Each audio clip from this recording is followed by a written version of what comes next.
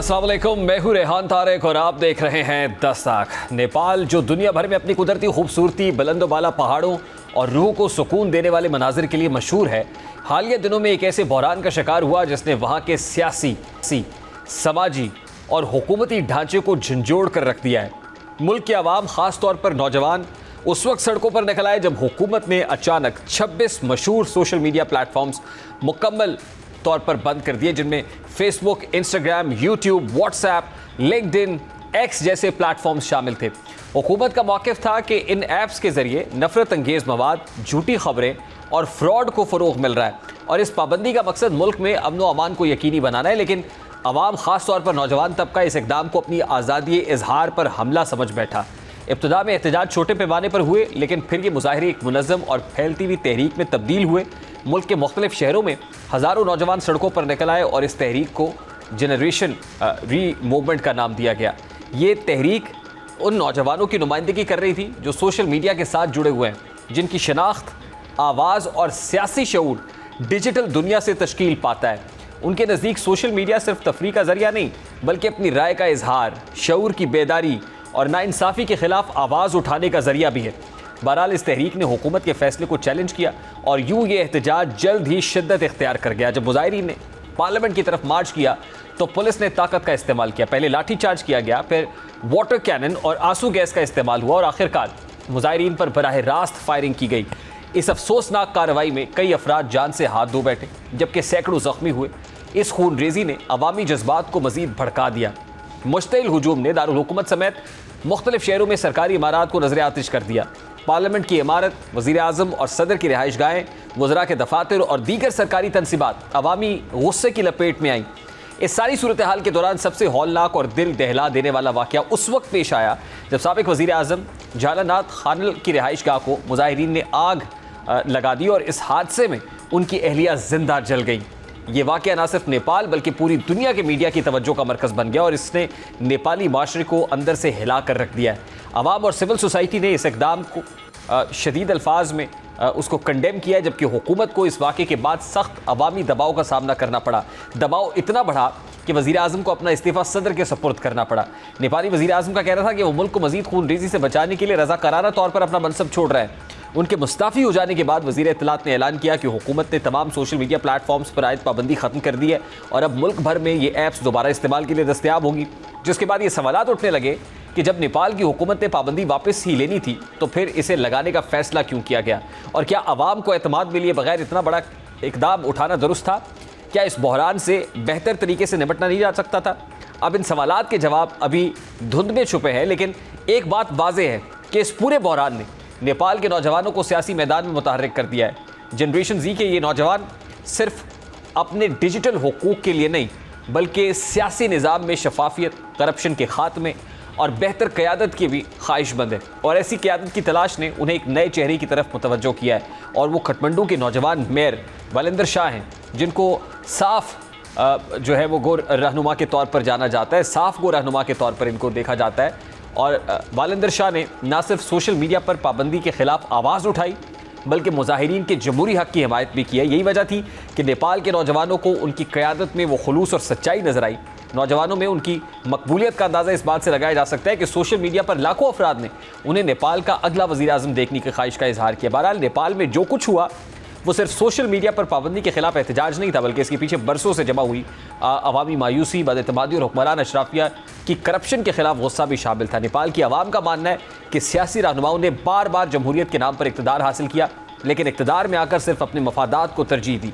तरक्याती मनसूबे सिर्फ कागज़ों तक महदूद रहे, रोज़गार के मौक़े कम होते गए, महंगाई में इजाफा हुआ और आला हुकूमती ओहदेदार बदउनवानी के इल्ज़ामात में घिरे रहे। मीडिया रिपोर्ट्स के मुताबिक नेपाल में करप्शन का आलम यह था कि तालीमी इदारों से लेकर सरकारी दफातर तक हर जगह रिश्वत, सिफारिश का राज कायम हो चुका था। नौजवान नस्ल जो तालीम याफ्ता और बाशऊर थी, ये सब कुछ खामोशी से बर्दाश्त करती रही, लेकिन जब उनकी आखिरी आवाज़ यानी सोशल मीडिया को भी बंद किया गया तो वो सड़कों पर आए। यहाँ तक कि मुजाहिरीन ने वज़ीर तवानाई के घर रखी जो तिजोरी है उससे पैसा निकाल कर छत पर खड़े होकर हवा में लुटा दिया। सड़कों पर हर जानिब नोट ही नोट बिखरे थे। एक मकाम पर इन नोटों को जमा करके आग भी लगाई गई। मुजाहिरीन का कहना था कि ये वो पैसा था जो नाजायज़ तरीके से कमाया गया था और वज़रा ने अवामी खिदमत की बजाय सिर्फ और सिर्फ अपनी तिजोरियां भरने को तरजीह दी। अब बज़ाहिर मुज़ाहिरीन के एहतजाज से पैगाम मिल रहा है कि वहाँ की आवाम ने यह वाज़ेह कर दिया है कि वो पुराने सियासी चेहरों और खोखले वादों से तंग आ चुके हैं और उन्हें एक ऐसी क़यादत चाहिए जो उनके मसाइल को समझे और हल करे, पर पर्दा डाले। लेकिन जाहिर है ये तो तस्वीर का एक रुख है, तस्वीर का दूसरा रुख क्या है, हो क्या रहा है, बुनियादी तौर पर इसके पसे पर्दा मुहर्रकात क्या है। डॉक्टर शाज़िया चीमा जो इंटरनेशनल रिलेशंस एक्सपर्ट है हमारे साथ मौजूद है। अस्सलाम वालेकुम डॉक्टर साहब, बहुत बहुत शुक्रिया आपके वक्त के लिए। डॉक्टर साहब, नेपाल में जो कुछ हुआ है, जो मंजरनामा इस वक्त दिखाई दे रहा है, इंतहाई हौलनाक है और पूरी दुनिया ज़ाहिर है उस पर कॉमेंट कर रही है। सबसे पहले तो बड़ा सादा सा सवाल है, क्योंकि ये यूथ ड्रिवन मूवमेंट नज़र आ रही है, नौजवान आगे है। हाल ही में हमने बांग्लादेश के अंदर एक ऐसी मूवमेंट देखी, क्या इसको बांग्लादेश की जो मूवमेंट थी उसके साथ कंपेयर किया जा सकता है? कोई मुमासलत नज़र आती है या आपको लगता है कि इसकी नौयत ज़रा मुख्तलिफ है? देखिए, it's very difficult to analyse right now कि ये जो प्रोटेस्ट हैं ये ऑर्गेनिक हैं या नहीं है, क्योंकि पूरी दुनिया में एक सीरीज अलग से चल रही है कलर रेवोल्यूशन की और इनऑर्गेनिक प्रोटेस्ट की।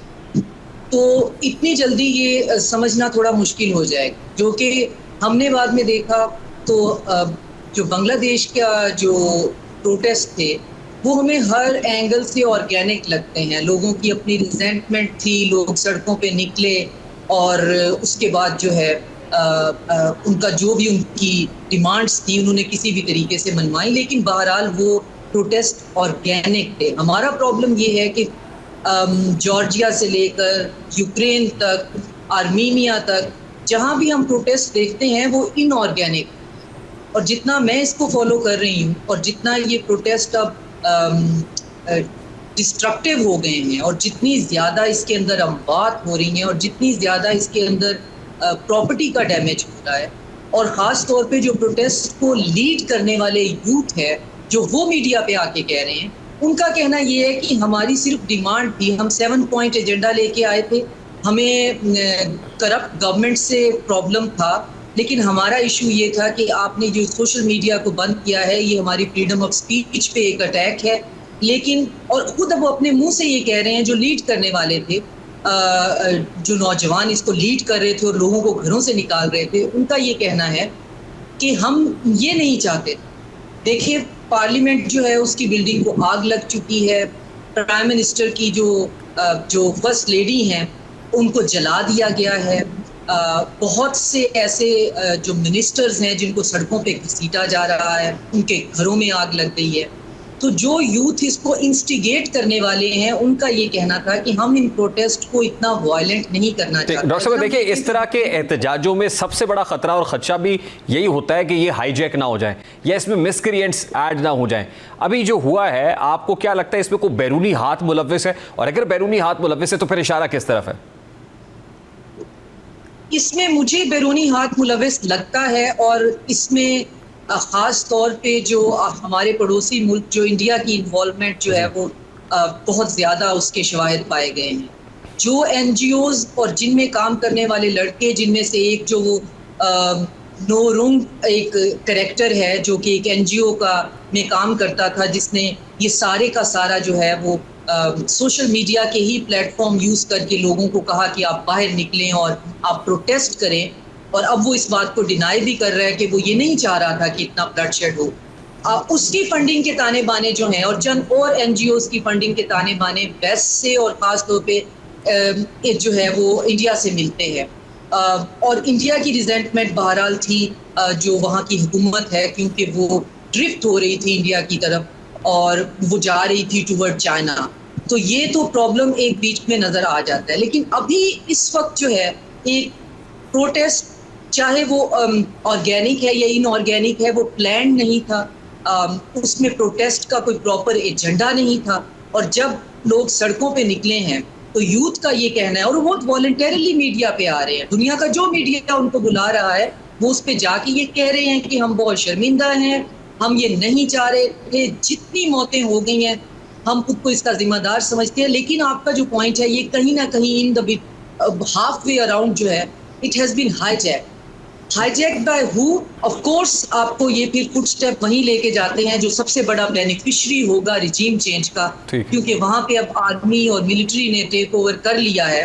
अब टेक ओवर करने के बाद भी हर मुल्क की मिलिट्री जो है उसकी अपनी एक कैपेसिटी होती है, वो लॉ एंड ऑर्डर को रिस्टोर करने में कामयाब नहीं हो रहे हैं। अभी जो मैं इसको फॉलो कर रही थी, आई वॉज ट्रेवलिंग तो वाइल ड्राइविंग में जो सुन रही थी कि जो ये लोगों के सिविलियंस के घर हैं, प्रोटेस्टर के गून और गुंडे, आप जो भी उनको कहें, वो लोगों के अब दरवाजों पे नॉक करके कह रहे हैं कि हम अंदर आएंगे, हम यही लूटिंग करेंगे, हम आपके पास जो कुछ है हमें दे दें।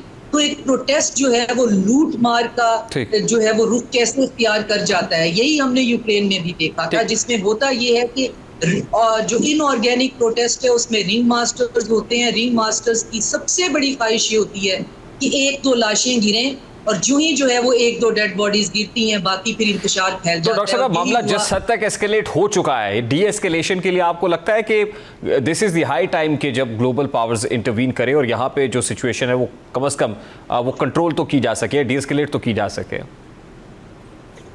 डी एस्केलेशन में जैसे अगर हम अपनी सिचुएशन में देखें, हमारे जो 9 मई का यहाँ पे जो कुछ लोग बाहर निकल आए थे, उसमें डी एस्केलेशन में पहले तो ये था कि स्ट्रिक्ट ऑर्डर थे कि आपने किसी भी किस्म का कोई फायर आर्म यूज नहीं करना, और हमारे जो लॉ एनफोर्समेंट एजेंसीज पे पत्थर मारे गए, उन पे चीजें उठा के फेंकी गई, एक दो बिल्डिंग्स को आग लगाई गई, लोगों के घरों में घुसा गया। लेकिन चूंकि कलर रेवोल्यूशन अब एक इतनी कॉमन इंडस्ट्री बन गई हुई है कि ये स्ट्रिक्ट ऑर्डर थे कि आपने फायर आर्म हाथ में नहीं लेना, यहाँ तक के भी वो पत्थर आपके माथे पे लगे और आपको खून निकलने लग जाए, आपने गोली नहीं चलानी, क्योंकि पहली गोली हमेशा लॉ एनफोर्समेंट एजेंसीज की तरफ चलती है, और वो चाहे किसी सिविलियन को मारे या ना मारे, निशाने पे और जो लोग होते हैं, जो रिंग मास्टर होते हैं, जिनको लाशें चाहिए होती हैं, वो फिर उसको देखते देखते लाशें बिछाना शुरू कर देते हैं। तो ये तो मरला नेपाल में नहीं हल हो सका।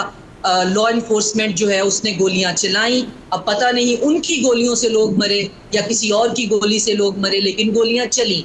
अब वहाँ पे हर मुल्क की जो है वो फौज के पास भी इतने वसाइल या इतने इख्तियारात या इतने कैपेसिटी और कैपेबिलिटी नहीं होती जो कि हम अपनी सिचुएशन में देखते हैं। तो उनकी फौज भी लॉ एनफोर्समेंट जो है उसको मेंटेन करने में अभी तक पूरी तरह से नाकाम है। वहाँ पे सड़कों पे अभी मीडिया आपको वो दिखा नहीं रहा है, क्योंकि वेस्टर्न मीडिया भी आपको वही दिखाता है जो उनको सूट करता है। तो वो अभी फिलहाल इस प्रोटेस्ट का इतना वायलेंस दिखाना नहीं चाह रहे हैं। तो इसका मीनिंग है कि कहीं ना कहीं से कोई इसके पीछे बहरहाल मौजूद है, और ये सारा बॉयल डाउन हो रहा है चाइना को कंटेन करने के लिए। जो चाइना फ्रेंडली गवर्नमेंट्स हैं उनको टॉपल किया जाए। तो अब सड़कों के अंदर अगर लोगों को घसीटा जा रहा है, लोगों को मारा जा रहा है, और वो वीडियोस भी बाहर जो है वो सोशल मीडिया पे इक्का दुक्का आपको नजर आ रही हैं, तो इट मीन्स के वहाँ पे अभी लॉ एनफोर्समेंट बिल्कुल भी नाकाम है, और मजीद जो है वो नुकसान होने का भी खदशा है। लूटिंग की कोई लिमिट नहीं है, लोगों के घर लूटे जा रहे हैं। डॉक्टर साहब, अगर ये प्रेसिडेंट सेट हो जाता है और इस तरीके से सक्सेसफुली अपने टारगेट को अचीव कर लिया जाता है जो लोग करना चाह रहे हैं, तो फिर रीजन पे आप इसके क्या इम्प्लीकेशंस देखते हैं? जाहिर है और भी बहुत सारी जगह हैं जहाँ पे रीअलाइनमेंट या रीशिफ्टिंग हो रही है, तो स्ट्रेटेजिक शिफ्ट के कॉन्टेक्स्ट में आप इसके इम्प्लीकेशंस रीजन के ऊपर कैसे देखती हैं? देखिए, चंद एनालिस्ट आज इसको ये कह रहे हैं कि ये कूडेटा इंडस्ट्रियल कॉम्प्लेक्स है। ये भी एक बहुत बड़ा इंडस्ट्रियल कॉम्प्लेक्स बन गया है। मैं बार बार यूक्रेन की मिसाल दे रही हूँ क्योंकि वहाँ पे एक इसी तरह का इनऑर्गेनिक प्रोटेस्ट हुआ जहाँ पे लोग मरे, लेकिन वो कामयाब प्रोटेस्ट हुआ। हुकूमत टॉपल हुई, ज़ेलेंस्की को वहाँ पे इंस्टॉल किया गया, और फिर रशिया पे उसके बाद अटैक हुआ। जॉर्जिया में ट्राई किया गया तो जॉर्जिया ने इसको ख़त्म किया, जॉर्जिया ने इसको किसी ना किसी तरीके से सबमर्ज किया।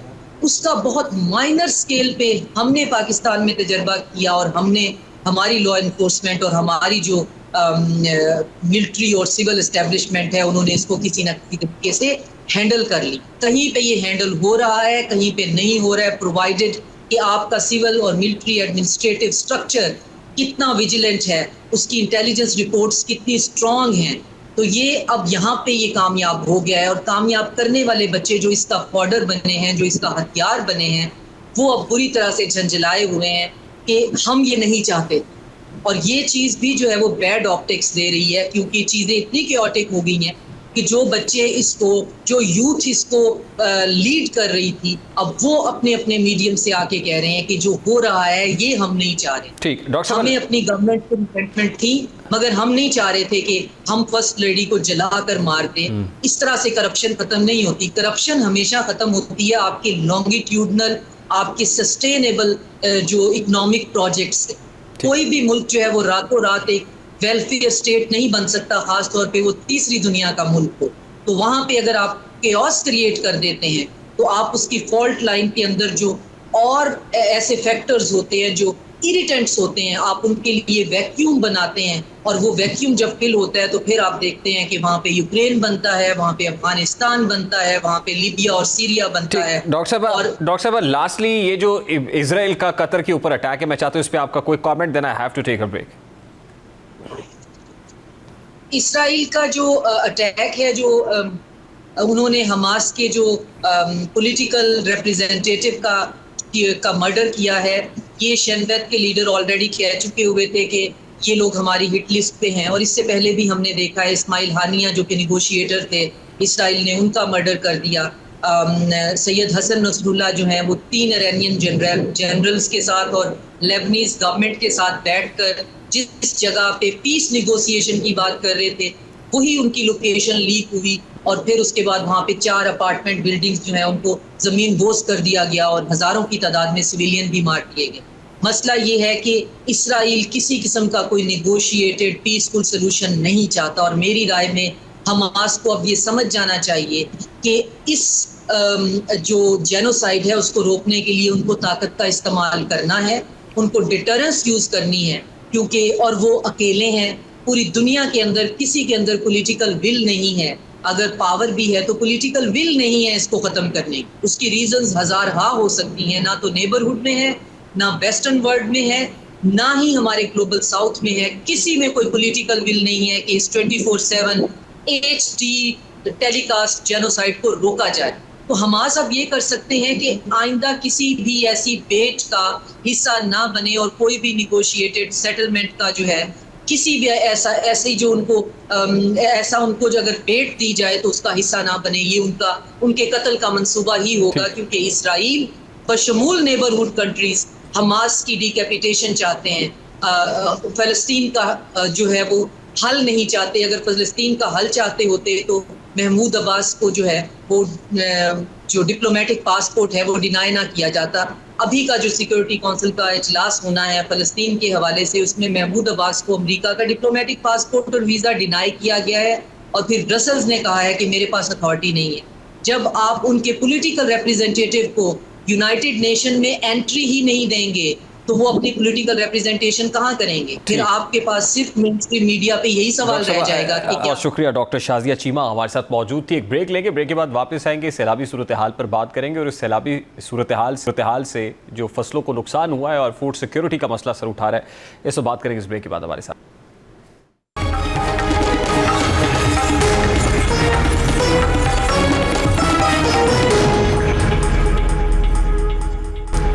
मुल्क के कई हिस्से इस वक्त पानी की बेकाबू रैलों के रहमो करम पर हैं। सिंध भी सैलाब से मुतासर होना शुरू हो चुका है। कराची और सिंध के मुख्तलिफ इलाकों में शदीद बाई सूरत हाल तशवीशनाक हो गई है।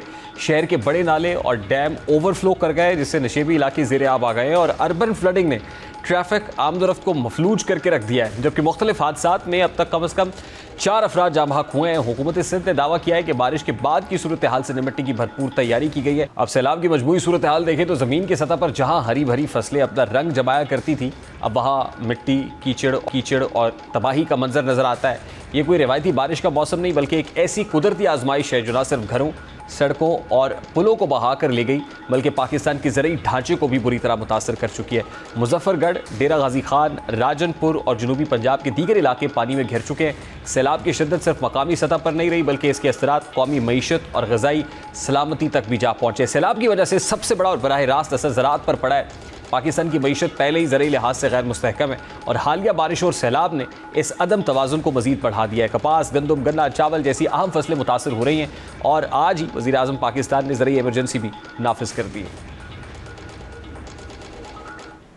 हज़ारों एकड़ पंजाब में ज़मीन जो है वो फसलें ज़ेर आब है।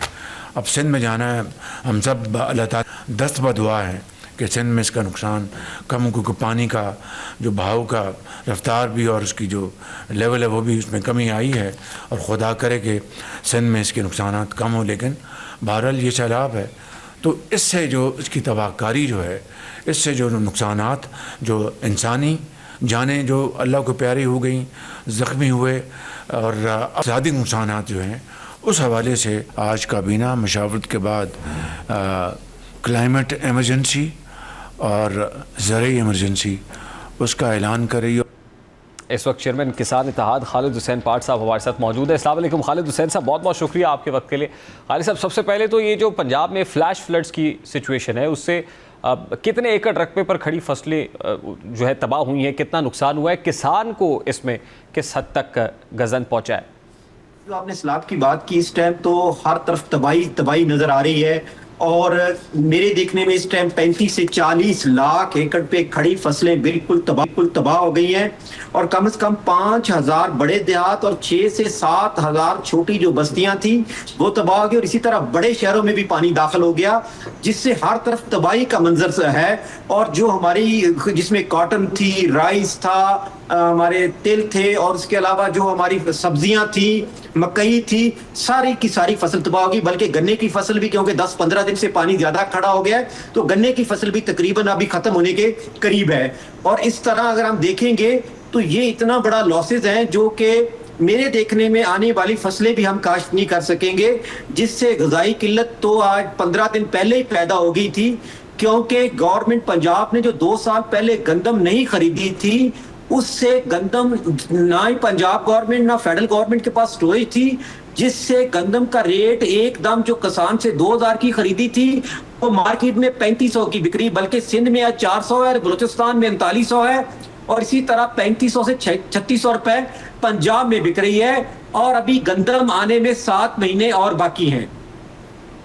ठीक, तो खालिद हुसैन साहब, ये तो एक बहुत बड़ा अलमिया है जो जन्म ले रहा है, ये एक बहुत बड़ा क्राइसिस सर उठाता हुआ नजर आ रहा है। सबसे पहले तो जाहिर है कई एकड़ रकबे पर मुहित फसलें जो तबाह हुई हैं, किसान बड़ा बदहाल है, बड़ा परेशान है, उसको बहुत साल लग जाएंगे जाहिर है अपने पाँव पर खड़ा होने पे, और फिर जाके वो फसल बीजेगा और उसके बाद उसको काटने का जो है वो हामिल हो सकेगा। तो इस वक्त at this point in time जो सिचुएशन है, सबसे पहले तो मैं ये कह रहा हूँ कि किसान के लिए क्या है इस सारी सिचुएशन में, और सरकार क्या कर रही है, जो किसान इत्तेहाद है और उसका मुतालबा क्या है?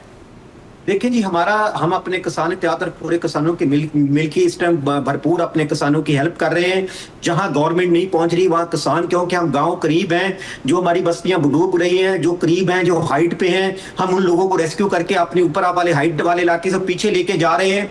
इस तरह दिन रात किसान तंजीमें और किसान मिल के उस पर काम कर रहे हैं। लेकिन जो सूबाई गवर्नमेंट है वो काम कर रही है, लेकिन एक डिस्ट्रिक्ट में 200 किलोमीटर, 250 किलोमीटर पट्टी पे जो है ना बारिश और गांव तबाह है, उसमें तो गवर्नमेंट एक डीसी है, उसके 4-5 एसी और बाकी पटवारी है, वो तो पहुंच ही नहीं सकते। और इस दफा जिस तरह रेस्क्यू में या जिस तरह फ्लड में या जिस तरह हमारी तबाहकारियों में सिविल सोसाइटी का किरदार था, मैं अपील करता हूं आपके चैनल के से कि सिविल सोसाइटी, बिजनेसमैन जो हो सकता है वो कोशिश करें, जाके इलाके देखें। शहर तो नहीं है क्योंकि गांव है, उसमें रिपोर्टिंग इतनी नहीं हो रही, कुछ इलाकों में तो रिपोर्टिंग और बल्कि गवर्नमेंट भी नहीं पहुंच सकी। तो मैं अपील करता हूं कि तमाम हजरात इसमें भरपूर कोशिश करें, और सैलाब में घिरे हुए किसानों को, उनको अभी सिर्फ ना तो कुछ मिल सकता है, सिर्फ खाना और पानी मिल जाए, और जहां फंसे हुए हैं गवर्नमेंट से अपील करते हैं कि उनको रेस्क्यू किया जाए।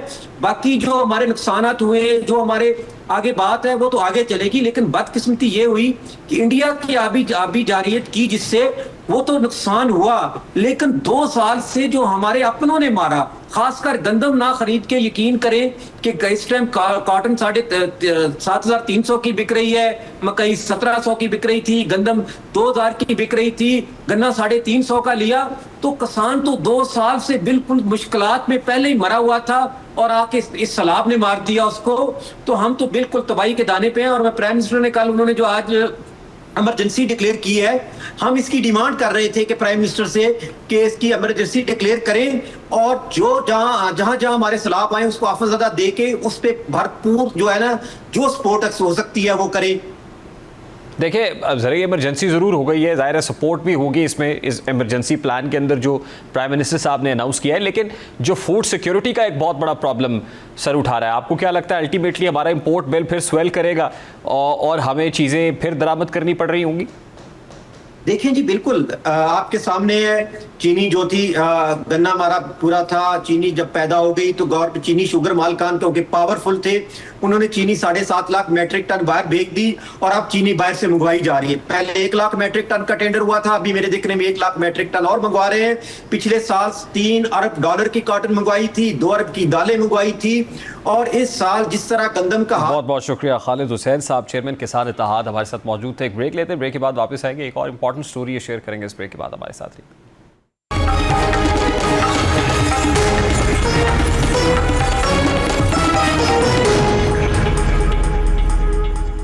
डिजिटल दुनिया ने जब से पाकिस्तान के दरवाजे खटखटाए तब से व्लॉगिंग का तूफान भी हर घर में दाखिल हो चुका है। ख़ास तौर पे व्लॉगिंग की एक मखसूस किस्म जिसको फैमिली व्लॉगिंग कहा जाता है, इस किस्म की व्लॉगिंग ने गैर मुतवक्के तौर पर लाखों नाजरीन को अपनी जानिब मुतवज्जो किया है।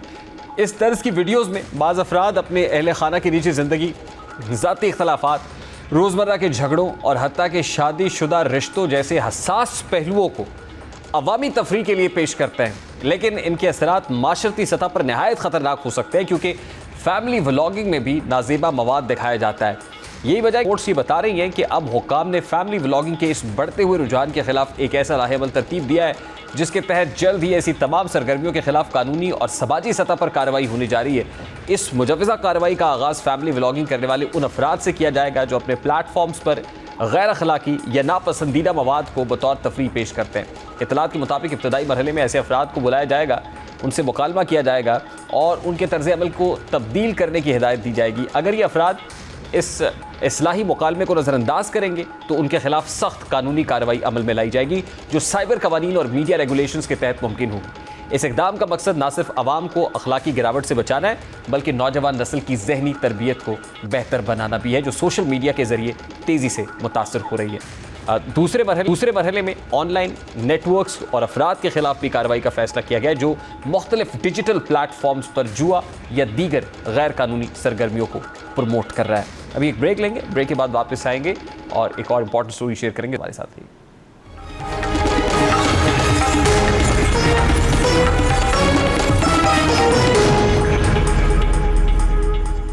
भारत की हमेशा ये कोशिश रही है कि वो पाकिस्तान के अमन और इस्तेहकाम को अपने किराए के दहशतगर्दों के जरिए नुकसान पहुंचाए, लेकिन जब तक पाक फौज मौजूद है दुश्मन की यह मजमूम ख्वाहिश कभी पूरी नहीं हो सकती। भारत ने जब भी स्पॉन्सर्ड दहशतगर्दी को फ़रोग़ देने की कोशिश की, पाक फ़ौज ने हमेशा उसका डट के मुकाबला किया है और उसके फितने को ज़मीन बोस किया है। हाल ही में बन्नू में भी एक ऐसी ही कार्रवाई की गई जिसे कलअदम दहशतगर्द तंजीम ने अंजाम देने की कोशिश की, लेकिन इस कोशिश को SSG कमांडोज़ ने अपनी बहादुरी और पेशा वराना महारत से नाकाम बना दिया है। इस कार्रवाई में एक नडर ऑफिसर मेजर अदनान असलम शहीद ने कलीदी किरदार अदा किया है।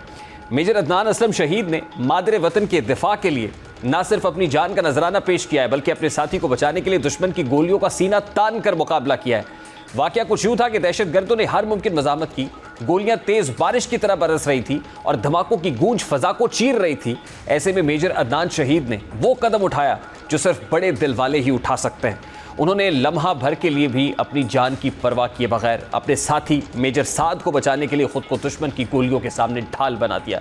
गोलियां उनके जिस्म को चीरती चली गईं, लेकिन वो पीछे ना हटे, जख्मी हालत में भी लड़ते रहे और अपने कमांडोज का हौसला बुलंद करते रहे। ये मंजर उस हकीकत का अमली इजहार था कि SSG के जवान सिर्फ वर्दी के अमीन नहीं बल्कि ऐसे वफादार साथी हैं जो एक दूसरे के लिए जान निछावर करने से भी गुरेज नहीं करते और ये साबित करते हैं कि शहादत है मतलूब व मकसूद मोमिन, न माले गनीमत न शाई, दो आलम से करती है बेगाना दिल को अजब चीज़ है लज्जत आशनाई, और दोनीम उनकी ठोकर से सहरा ओ दरिया, सिमट कर पहाड़ उनकी हैबत से राई।